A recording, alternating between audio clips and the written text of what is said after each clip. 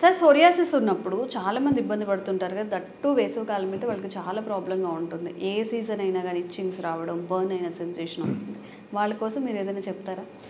3 పదార్థాలతో మంచి ఔషధం తయారు చేసుకోవచ్చమ్మా. ఇంటర్నల్ మెడిసిన్ ఉసిరిక పొడి ఒక 150 గ్రాములు,